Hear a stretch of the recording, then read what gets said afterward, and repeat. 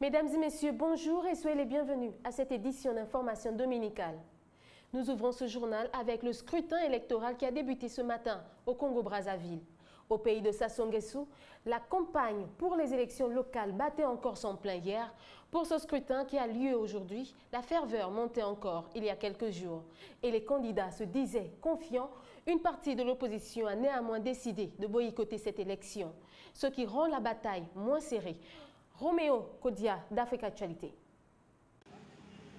C'est la dernière ligne droite des élections locales. La campagne est à son pic.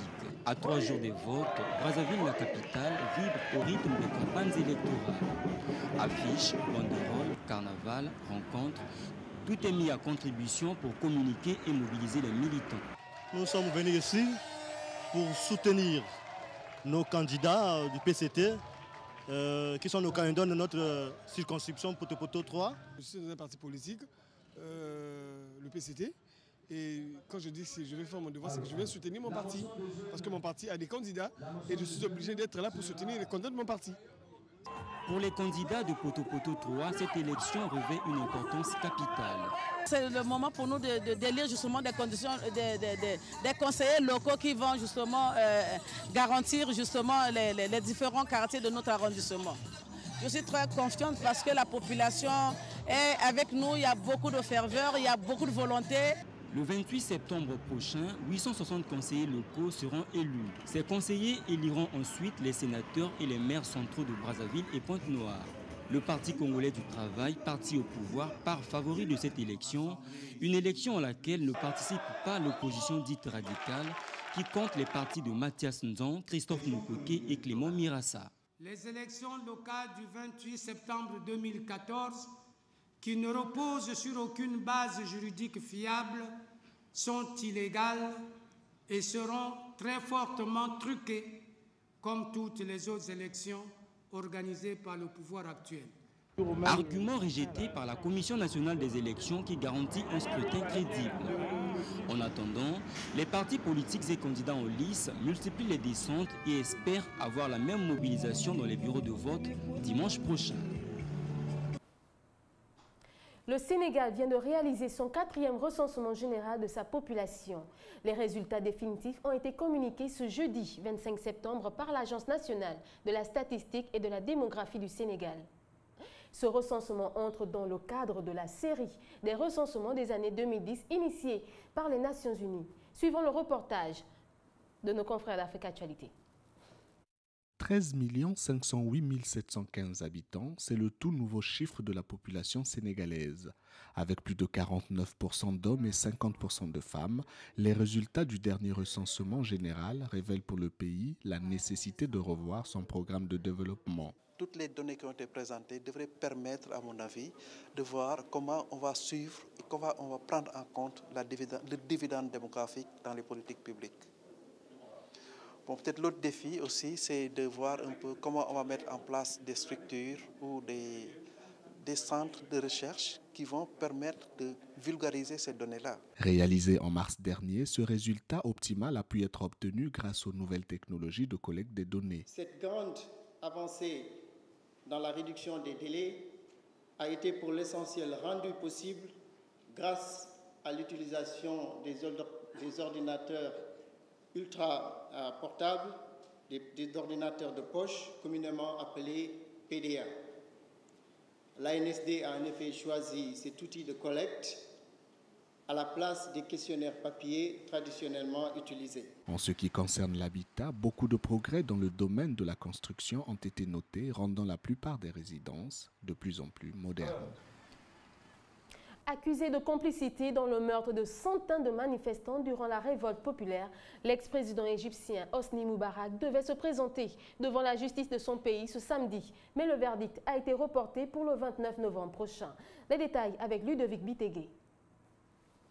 Jugé dans le cadre de son procès pour complicité de meurtre de centaines de manifestants durant la révolte qu'il a chassé du pouvoir en 2011, Hosni Moubarak, son ancien ministre de l'Intérieur Habib Al-Adli et 6 autres responsables des services de sécurité sont rejugés pour le meurtre de plus de 800 manifestants au premier jour du soulèvement de 2011.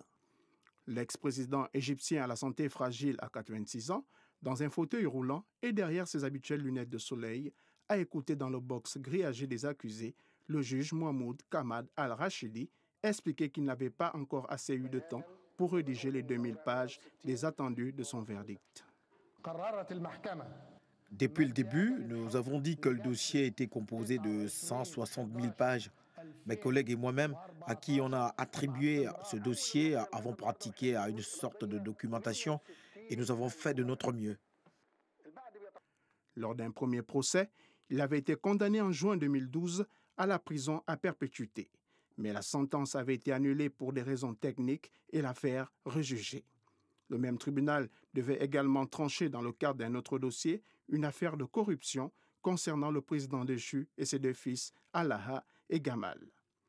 Notons que s'il était acquitté, Hosni Moubarak ne devrait cependant pas retrouver immédiatement sa liberté de mouvement puisqu'il a été condamné à 3 ans de prison dans une affaire de corruption. Ce qui lui vaut d'être en résidence surveillée dans un hôpital militaire du Caire en raison de son état de santé. Le FMI a approuvé apporter 130 millions de dollars aux 3 pays les plus touchés par le virus Ebola.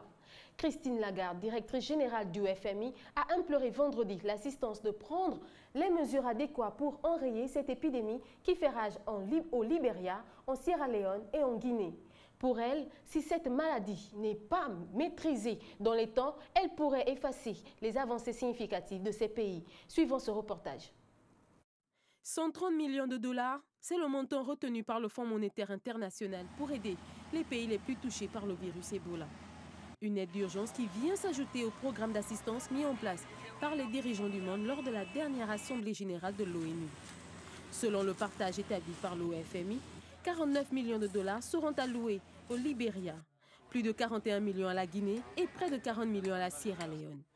Christine Lagarde, directrice générale du FMI, a rappelé vendredi à son assistance qu'il était nécessaire et important de pouvoir maîtriser cette maladie qui fait rage en Afrique de l'Ouest.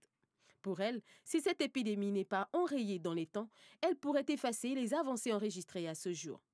Selon le FMI, Ebola pourrait faire perdre cette année à la Sierra Leone 3,5% à la croissance économique, le Libéria près de 6% et la Guinée 3,5%. Entre associations citoyennes et le hip-hop, le rappeur camerounais Valzero, à travers ses chansons politiques, interpelle le pouvoir en place au Cameroun avec comme chef de l'exécutif Paul Biya.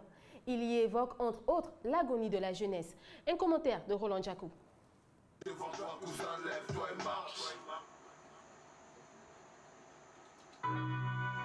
Lève-toi et marche. On reconnaît bien le sens de la révolution dans le ton et les textes du rappeur camerounais Valzero. Rappeur à mi-temps, engagé à temps complet, cet artiste, le général, comme on l'appelle depuis un bon moment dans les villes de Douala ou encore de Yaoundé, partage ses journées entre une association citoyenne et le hip-hop. Il chante le ras-le-bol de beaucoup vis-à-vis d'un président au pouvoir depuis près de 30 ans et aussi la corruption, la misère et l'injustice. Dans un pays où 40% de la population vit sous le seuil de la pauvreté, le général est déterminé de faire entendre sa voix au sommet du continent pour faire bouger les choses et faire espérer une jeunesse qui, selon ses dernières compositions, agonise. Voilà. Ce qui est secondaire, c'est le rap. Je fais partie des gens qui sont là pour voir si ça va bien ou ça va pas bien. C'est peut-être pour ça que je fais de la musique. Je ne pouvais pas chanter autre chose. Tu vois ce que je veux dire? Si le Cameroun devient le paradis aujourd'hui, peut-être que je ferai plus de la musique. Diplômé d'une licence et d'un BTS en télécommunication, Valzero est souvent obligé d'amener le combat de la rue à un niveau supérieur à travers ses chansons. Et cette troisième lettre au président Biya est une source d'espoir pour toute une génération. Remuer la merde, président, je sais, ça fait mal. Ta douleur n'est rien, la nôtre est dure, nous. La page sportive de ce journal avec le football. Un derby se prépare dans la Ligue européenne des champions de football.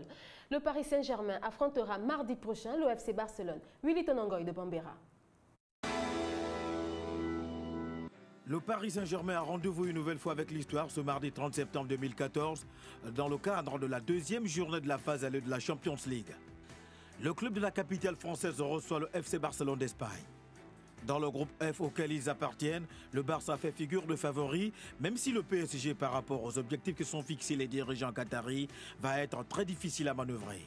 L'entrée en liste des Parisiens dans la compétition les a amenés en terre scandinave, où le double champion de France est allé prendre un point face à l'Ajax d'Amsterdam, un résultat qualifié par les dirigeants de contre-performant quand on sait la puissance de feu que constitue l'attaque parisienne. Le Barça a, quant à lui, au cours de sa première sortie face à l'AOPEL Nicosie, a obtenu une victoire dans la douleur de buts à 1, ce qui laisse présager une rencontre indécise, d'autant plus que les Catalans vont évoluer sans leur nouvel attaquant, Luis Suarez, suspendu jusqu'au 25 octobre. PSG-Barça, un casting de rêve. Un rêve surtout pour les Parisiens qui courent toujours après une finale de C1. Un rêve aussi pour le Barça qui veut oublier sa saison cauchemardesque de l'exercice précédent. PSG-Barça, un rêve pour le public de voir un face-à-face Ibra-Messi, et on ne peut pas rêver mieux. C'est la fin de cette édition d'actualité. Merci à vous de l'avoir suivi. Bon dimanche à tous. Au revoir.